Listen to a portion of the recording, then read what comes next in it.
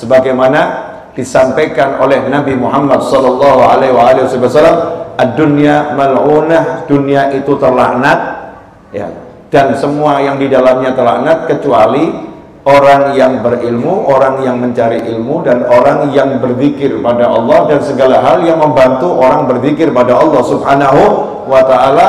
Makna hadits semacam itu. Pada malam hari ini saya ingin ngobrol santai. Masya Allah nih yang hadir termasuk penuh ini, ya, termasuk penuh. Ngobrol santai tentang hikmah hijrah.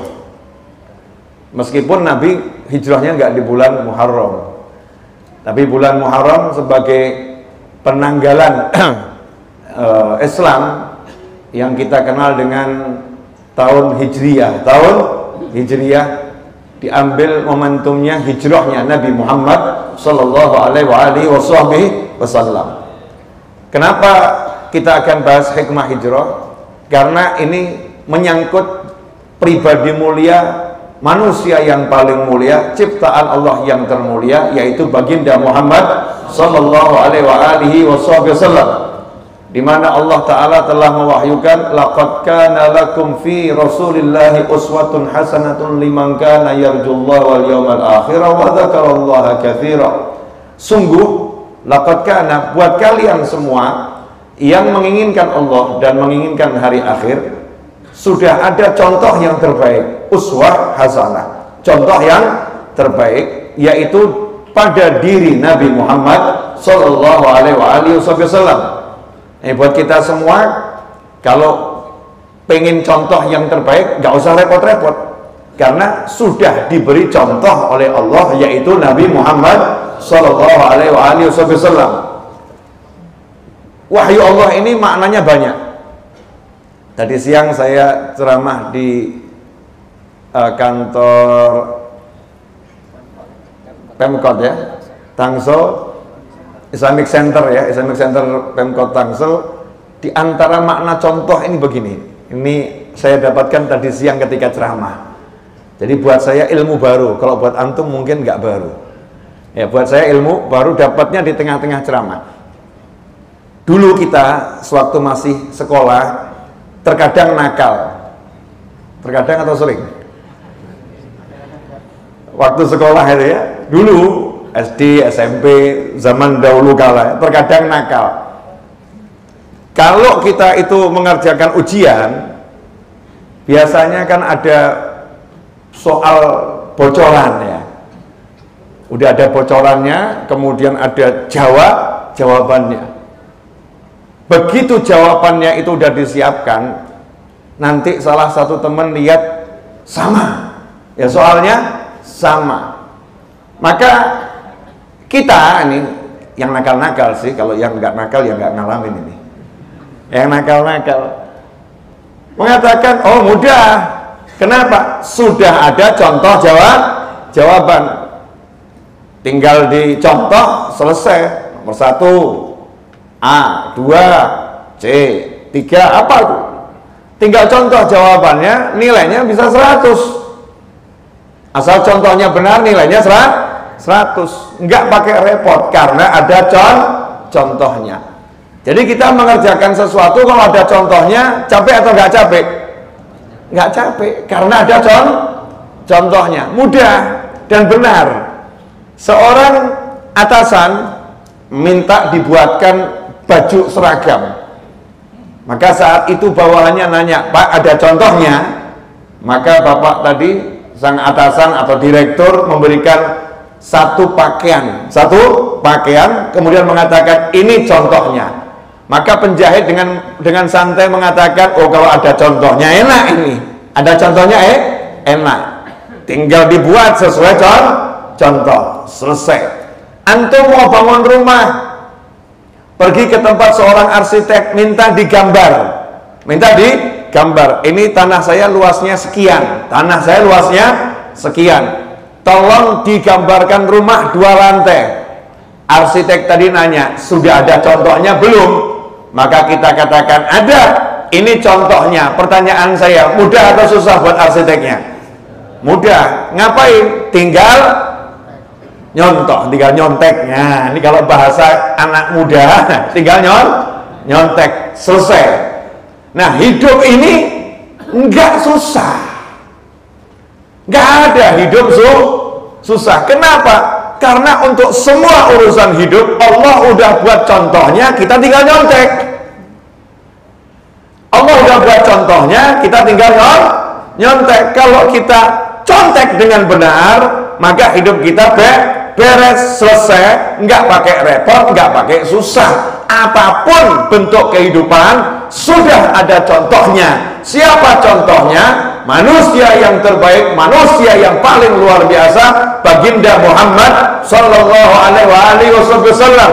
Jadi suami ada contohnya, jadi ayah ada contohnya, jadi pemimpin ada contohnya, jadi pengusaha ada contohnya, jadi orang yang dizalimi ada contohnya, jadi orang yang dibuang ada contohnya. Bagaimana menyikapi semua itu?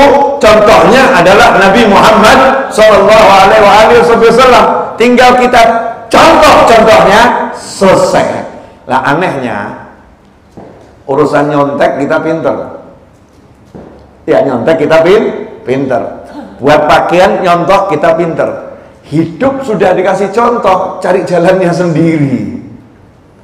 Hidup udah dikasih contoh, cari jalannya sendiri. Sok pinter, merasa pintar, merasa hebat, mikir sendiri jalannya, padahal udah diberi contoh jalan oleh Allah Ta'ala, yaitu Nabi Muhammad Sallallahu Alaihi Wasallam. Ini ilmu yang saya dapat tadi siang. Ya, ini ilmu yang saya dapat tadi siang. Entah buat antum baru atau tidak, buat saya ini makna baru dari pemahaman laqad kana lakum fi Rasulillahi uswatun hasanah. Contoh. Maka kalau ada orang suka mengeluh tentang hidupnya, berarti selama ini hidupnya tidak mencontoh Nabi Muhammad Sallallahu Alaihi Wasallam. Kalau ada orang suka mengeluh tentang istrinya, berarti selama ini dia tidak mencontoh Nabi Muhammad SAW ketika berumah tangga bersama pasangan hidupnya. Kalau ada orang suka mengeluh tentang anaknya, berarti selama ini ia tidak mencontoh Nabi Muhammad SAW ketika mendidik anak-anaknya. Kalau ada orang mengeluh tentang susahnya cari rezeki, berarti selama ini ketika ia cari rezeki tidak mencontoh Nabi Muhammad Sallallahu Alaihi Wasallam. Kalau ada orang mengeluh tentang susahnya hidup di dunia ini, berarti selama ini dia memulai hidup tidak mencontoh Nabi Muhammad Sallallahu Alaihi Wasallam. Siapa mencontoh Nabi, maka nggak mungkin susah, nggak mungkin hidupnya nggak enak, nggak mungkin dia pusing, nggak mungkin dia bingung, karena ia berada dalam petunjuk yang nyata, yaitu petunjuknya Allah Subhanahu wa Ta'ala. Dah, itu mukadimah 10 menit. Ini kan ada jamnya di sini. Ya, 10 menit mukadimah. Mudah-mudahan manfaat untuk yang berbicara dan manfaat untuk yang mendengarkan dimanapun saja. Nah, saya ambil hikmah hijrah. Ya, hijrah ini satu kata yang artinya meninggalkan, ya. Proses meninggalkan sesuatu. Biasanya orang hijrah itu dari tempat yang tidak baik menuju tempat yang lebih baik. Itu hijrah. Nabi kita Muhammad SAW bukan berhijrah dari tempat yang buruk. Enggak. Karena di jagat raya ini Mekah adalah tempat yang terbaik. Kadang-kadang kita suka salah, Nabi hijrah dari tempat yang buruk. Ngawur kamu. Mekah itu nggak pernah jadi tempat yang buruk. Mekah itu tempat yang terbaik. Tetapi Nabi Muhammad SAW terpaksa harus meninggalkan Mekah yang beliau cintai. Sebagaimana beliau sampaikan dalam sabdanya SAW ketika keluar meninggalkan Mekah, seandainya kaummu tidak mengusirku, maka aku takkan pernah meninggalkanmu. Seandainya kaummu tidak mengusirku, maka aku tidak pernah meninggalkanmu. Artinya Nabi SAW tidak ingin keluar dari Mekah, tetapi situasi dan kondisi memaksa beliau atas perintah Allah Subhanahu wa Ta'ala untuk meninggalkan kota Mekah yang sangat beliau cintai, karena itu adalah kota yang terbaik, dan disitulah kakek beliau Nabi Ismail alaihissalam berjuang bersama kakek beliau Nabi Ibrahim alaihissalam, keduanya membangun Ka'bah. Jadi tempat yang terbaik. Tapi Rasul hijrah untuk menyelamatkan, ya, untuk menyelamatkan umat dari satu kondisi kalau tidak pindah maka umat ini akan terancam ibadahnya, umat akan terancam nyawanya, maka umat ini diajak hijrah ke tempat yang lebih aman saat itu. Jadi karena manusianya, bukan karena tempatnya. Ada orang-orang yang menyebabkan tempat yang indah itu tidak nyaman lagi untuk dihuni, pindah dari Mekah menuju Madinah. Ini proses hijrah ini akan saya bahas, insya Allah barokah buat semuanya. Ini menarik sekali buat saya ya, entah buat antum, mudah-mudahan menarik juga. Nabi kita SAW pemberani atau bukan pemberani? Sangat. Kalau perang Rasulullah posisinya di belakang atau di depan? Di depan. Betul ya? Nabi kita Muhammad SAW kalau perang posisinya selalu terdepan. Dalam sejarah Islam selama sekian kali peperangan yang diikuti Nabi Muhammad SAW, ada nggak korban dari lawan yang wafat, yang gugur, yang mati karena dibunuh oleh Nabi Muhammad SAW? Ada nggak? Ini mungkin fakta yang antum kaget ya. Ternyata nggak ada. Ada satu yang mati, itu pun bukan di dalam peperangan. Ketika perang sedikit tergores, luka kecilnya itu semakin besar setelah peperangan selesai, semakin besar, dan setelah itu dia mati ya karena luka yang udah lama diderita. Tapi nggak ada yang bunuh oleh Nabi Muhammad SAW, nggak ada. Pertanyaan saya, bagaimana mungkin perang berhadapan satu lawan satu atau satu lawan sekian posisi terdepan, tapi nggak ada satu musuh pun yang ditikam oleh Nabi Muhammad SAW. Kalau disuruh menjelaskan, kira-kira logikanya bagaimana? Kira-kira musuh pengen nggak bunuh Nabi? Pengen atau sangat bernafsu? Pengen atau sangat bernafsu? Jadi kalau nabinya berhasil dibunuh, perang selesai atau nggak selesai? Selesai. Berarti yang paling diincar siapa? Nabi Muhammad SAW. Kira-kira pertempurannya sengit atau nggak sengit? Serangannya gencar atau nggak gencar? Tapi kenapa nggak ada satu musuh yang mati di tangan Nabi Muhammad SAW? Kalau saya ngebayangin ya, saya nggak hadir saat itu, antum juga enggak. Betul ya? Saya ngebayangin itu saking cintanya Nabi Muhammad SAW, diserang, beliau cuman membela diri. Cuman membela diri. Kenapa? Jangan sampai ada satu nyawa yang masuk neraka lewat tanganku. Karena tugasku, wa ma arsalnaka illa rahmatan lil alamin. Tidak kami utus engkau melainkan sebagai wujud kasih sayang Allah buat jagat raya. Jadi saya membayangkan saja hati Nabi SAW ketika perang itu, jangan sampai dia mati di tanganku. Semoga ia dapat hidayah, semoga ia mengucapkan 2 kalimat syahadat, semoga ia memeluk agama Islam. Sampai last minute Rasul masih berharap agar yang dihadapannya menjadi muslim dan selamat sampai surganya Allah Ta'ala. Maka nggak ada satupun yang dibunuh oleh Nabi Muhammad SAW. Ini akan merubah cara pandang kita ini. Perang loh ini ya, perang.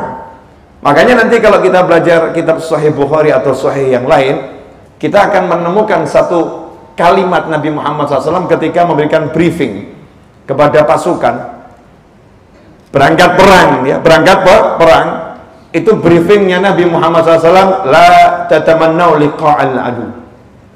Jalanlah dengan semangat, kuat, siap berperang, tapi ingat, jangan punya cita-cita ketemu musuh. Coba kalau antum yang suruh mimpin pasukan, kalau ketemu hajar, kalau ketemu habisi, kalau ketemu jangan sisakan, betul. Nah, ini perang. Nabi mengatakan SAW, la tatamannaw liqa'al adu. Jangan pernah punya cita-cita bertemu musuh. Jadi harapannya itu kalau bisa nggak jadi perang gitu. Kalau bisa musuhnya nggak ada. Kalau ada siap, tapi kalau bisa jangan ada. Karena yang diinginkan adalah ketentraman, kenyamanan, kedamaian.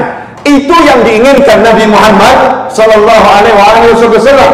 Makanya setelah beliau hijrah, kemudian beliau berangkat ibadah haji sampai di depan kota Mekah Al-Mukarramah, Nabi SAW tidak diizinkan masuk oleh orang-orang kafir Mekah, orang-orang musyrik saat itu. Apakah Nabi ngotot?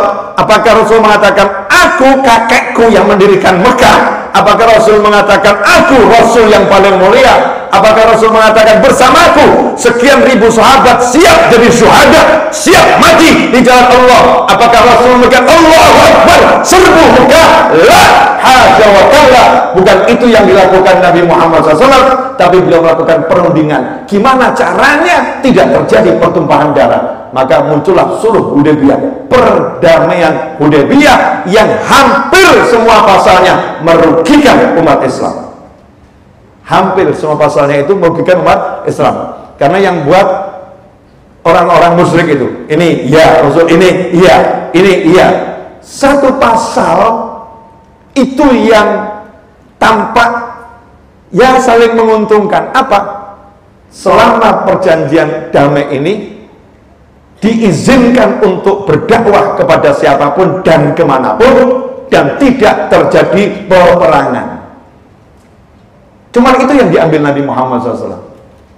Masya Allah. Padahal di situ ada pasal kalau ada umat Islam yang di Mekah, kemudian dia pindah dari Mekah, meninggalkan kota Mekah ke Madinah, harus dikembalikan ke Mekah. Kira-kira ini kalau antum tinggal di Mekah setelah perjanjian itu, menyenangkan nggak itu perjanjiannya? Enggak. Tapi Nabi SAW mengatakan iya. Meskipun sejumlah sahabat tampak dirugikan karena nggak bisa meninggalkan kota Mekah.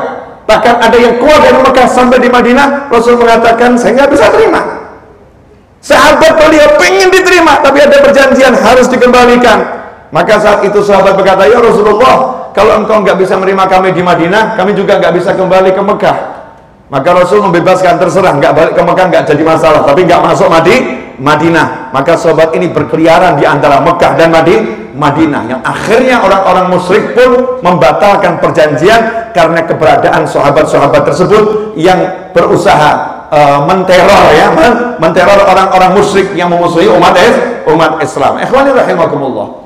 Poin yang ingin saya ambil, Nabi kita Muhammad SAW selalu menghindari pertikaian, menghindari permusuhan.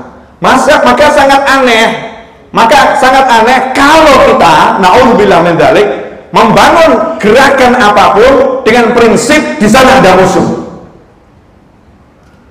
di sana ada lawan, di sana harus ada yang kita benci, di sana harus ada yang kita akan hajar, kita habisi. Maka konsep semacam ini bukanlah konsep yang diajarkan oleh Nabi Muhammad Sallallahu Alaihi Wasallam. Konsep Rasul nggak cari musuh. Kalau berhadapan, semoga musuhnya dapat hidayah, maju pantang mundur. Tapi nggak ada niatan untuk menciptakan suatu kerusuhan, pertikaian dan lain sebagainya. Ini konsepnya Nabi Muhammad SAW. Makanya ketika hijrah menarik. Ketika hijrah, sebelum hijrah itu kan terjadi dakwah secara sembunyi. Mengapa di awal tadi saya nanya kira-kira Rasulullah SAW itu pemberani atau enggak pemberani? Jawabannya sangat pemberani, paling pemberani. Tapi apakah Nabi kita Muhammad SAW mengajak sahabat dakwah secara terang-terangan? Enggak. Jangan tunjukkan Islam, jangan tunjukkan Islam, jangan tunjukkan Islam, jangan tunjukkan Islam.